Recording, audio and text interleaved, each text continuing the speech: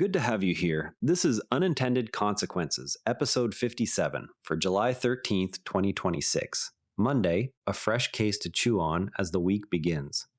20th century engineers built dams to power the West and control floods, then spent decades dismantling some so salmon could reach their spawning grounds again.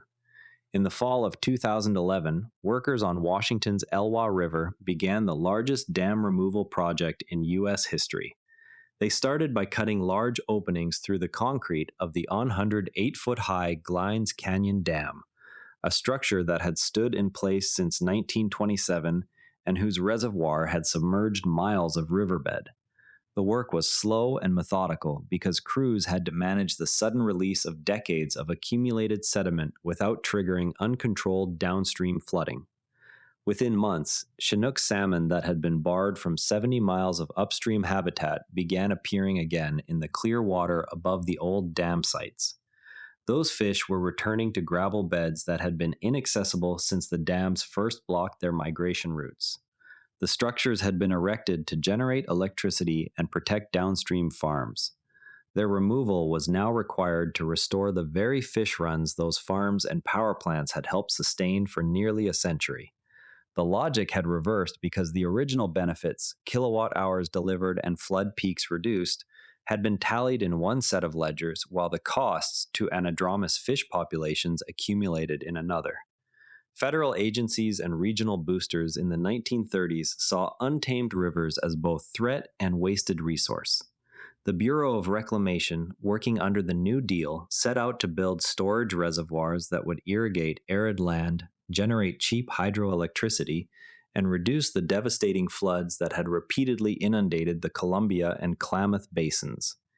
Engineers calculated that holding back spring runoff in large reservoirs would let water be released steadily through turbines during peak demand periods, turning seasonal river flow into a reliable supply of power measured in megawatts. President Franklin Roosevelt personally championed Grand Coulee Dam on the Columbia. He argued that public power would modernize rural economies and lift families out of poverty. At the time, salmon runs appeared inexhaustible. State and federal fisheries managers believed fish ladders or hatcheries could offset any losses from new barriers. The overriding calculation was straightforward. Stored water and falling water could be converted into measurable economic growth for a region still recovering from the Depression. Construction began on Bonneville Dam in 1933 and on Grand Coulee in 1933. Both were completed before the end of World War II. By 1942, Grand Coulee alone was producing more electricity than any other single installation in the United States and irrigating more than 500,000 acres of the Columbia Basin. Similar projects followed on the Klamath River. The Bureau of Reclamation completed Copco No. 1 in 1918 and later added J.C. Boyle, Copco No. 2, and Iron Gate. Early reports from the 1940s and 1950s documented rising farm output and falling flood damages. Local newspapers hailed the dams as permanent monuments to progress. A handful of fisheries biologists noted declining upstream passage. Their concerns were treated as secondary to national defense and agricultural expansion during and after the war. Once the dams were in place, anadromous fish lost access to the cold, gravel bed tributaries where they had historically spawned. On the Columbia system, estimates suggest that roughly 40% of historic salmon and steelhead habitat was blocked by the mid-1960s.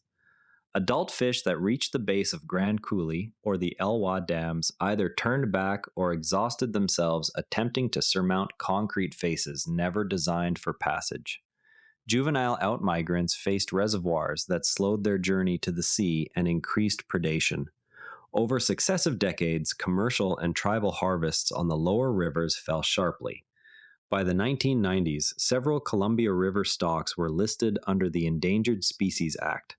The causal chain ran through simple biology. Without access to natal streams, each generation produced fewer returning adults.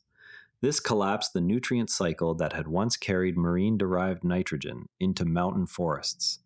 Tribal communities whose seasonal economies and ceremonial life had revolved around predictable salmon runs experienced cultural as well as economic loss that compounded across generations. By the late 1980s, mounting legal pressure from tribes and environmental groups, combined with the high cost of maintaining aging structures and operating fish hatcheries with limited success, shifted the policy conversation. Congress authorized removal of the two Elwha River dams in 1992. Deconstruction began in 2011 and was largely complete by 2014. On the Klamath, a 2016 agreement led to the drawdown of the four lower dams beginning in 2023. This became the largest river restoration project attempted in the United States. Early monitoring shows increased spawning activity above the former dam sites. Full recovery of historic run sizes will take decades and remains uncertain. The financial cost of removal, more than $300 million for the Elwha project alone, now appears on federal and state balance sheets that once recorded only construction and power revenues. Infrastructure decisions embed ecological debts that surface only after the original builders have left office and the surrounding economy has reorganized around the new river regime. When the full chain of effects, from blocked migration to lost nutrients to cultural disruption, finally becomes visible, reversal can require resources comparable to the original construction. The practical implication is that any large intervention should carry an explicit, funded mechanism for later reassessment, rather than assuming benefits will remain net positive indefinitely. The question for today's planners is which current systems, built with equally clear short-term gains, already contain similar long-term liabilities that will one day demand their own deliberate dismantling. We'll leave it there for today. Thanks for thinking through this one with me. If you know someone who loves a good cautionary tale, send it their way, and I'll see you tomorrow with another.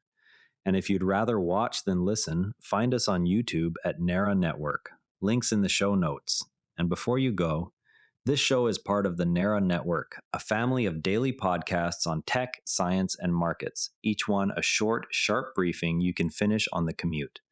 If today earned its place in your feed, here's your next listen. Fascinating Frontiers, the most fascinating news from space and science. Find every show free at naranetwork.com. Want the written briefing with source links? Each show keeps a summaries page on naranetwork.com. Scannable, dated, and free. This episode used AI voice synthesis of my voice. Editorial selection and analysis are my own.